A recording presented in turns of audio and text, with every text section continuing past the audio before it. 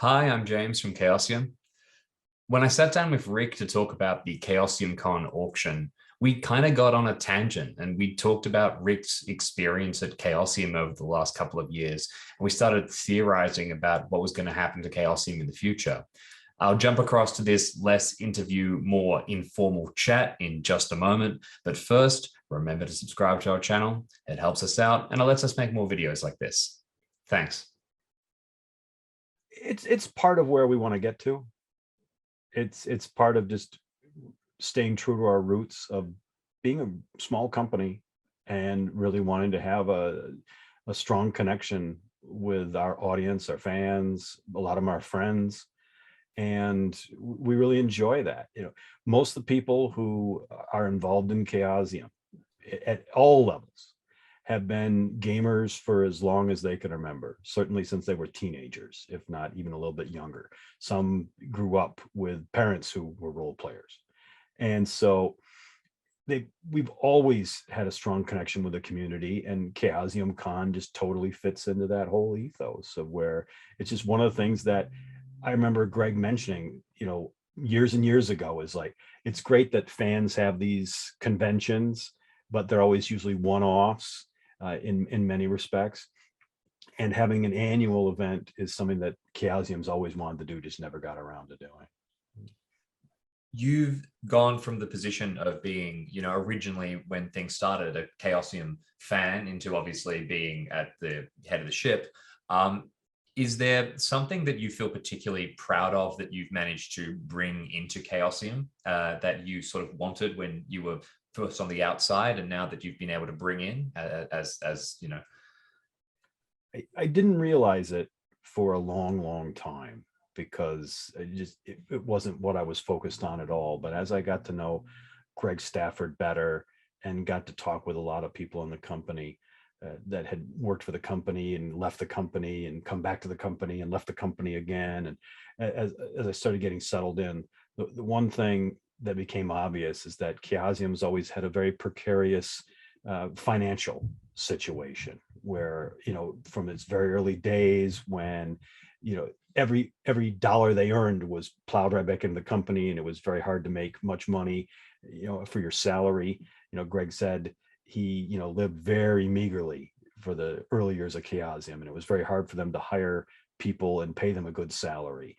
People were doing it for the love of the game a lot of the time. And that's a very common story I've heard from all the people I've been interviewing from many of the decades, because I've slowly been trying to track down a lot of the people who used to work for Chaosium and hear their stories. And it's a pretty common theme. And it's not a complaint. It's just, that's just how it was money-wise. And so one of the things that I'm very proud that the management team has been able to bring to the company, working in partnership with all of the line editors and the production people and all the creatives, is we've been able to get the company on a very solid financial footing where we don't have to worry about, are we going to make payroll at the end of the month? Or can we print a few extra and pay those kind of printer bills without robbing Peter to pay Paul type of thing? And so that's, it's a team of people that's done that. It's not just me by any means. Yeah, I am the president, but it takes a lot of people to make that all happen on a lot of levels, watching the budgets, trying to, build enthusiasm to help increase sales, which of course makes everything more affordable. But across the board, that's one of the things I'm most proud of, is that we don't have to worry about the money so much, that we can invest a little bit more and go for projects that in the past Chaosium would have probably passed on because they just couldn't gamble any money on something that wasn't going to sell. And we have more latitude to do that now. Everyone's excited about Chaosium Con and everyone's talking about it, but I want you to cast your mind ahead for a second and imagine years into the future, Chaosium Con 10, the 10th anniversary, the 10th one, however far away that will be. What do you hope will have changed? What do you hope will be the same? What would you like to see at Chaosium Con 10? And also, do you have any specific collectibles that you reckon you'd bring out for that? Oh, I'm sure we'll have some wonderful things that'll come out for every Chaosium Con. We don't want it to be too sameish. A lot of these things are not unique, but I'm not firing every gun and emptying the archives for this one, because we only want to have so much time devoted to an auction. We realize people are on budgets as well. And so things are going to get, varied over the years. But for Chaosium Con 10, which we hope we'll have in 10 years or 9 years after this one, we hope it has the same spirit of community. We hope to get a few more people there.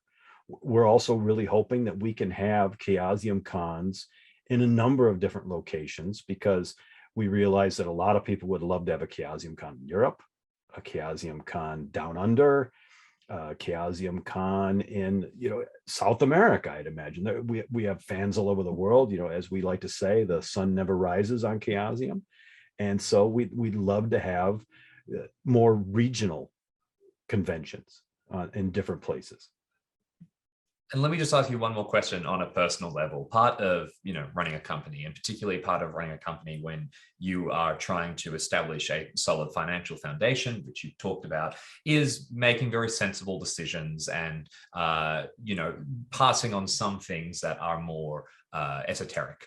Is there anything that just you maybe had to put to the side because you could see it didn't necessarily suit where Chaosium was currently or where it needed to be in the short term, but that you would have loved to do? Is there any project that just Rick personally was like, God, that would have been great? There are some of the older Chaosium games, because I'm a big fan of keeping stuff in print or getting things back into print. Between Call of Cthulhu Classic, bringing older titles in, or RuneQuest Classic, those type of things. There are some titles that would be a real challenge for us to get back into print, especially if we don't have the rights for it. But little by little, we've been rebuilding the company's range of game lines where we were able to get RuneQuest back as a Chaosium product. We've gotten Pendragon and Prince Valiant back as Chaosium products. And watch the space for more things like that. We're not done with that yet. We haven't, got the band totally back together. And, we're also taking things that were old titles like Lords of the Middle Sea, which was a very discrete, basically war game or board game, and we're making it a role-playing game.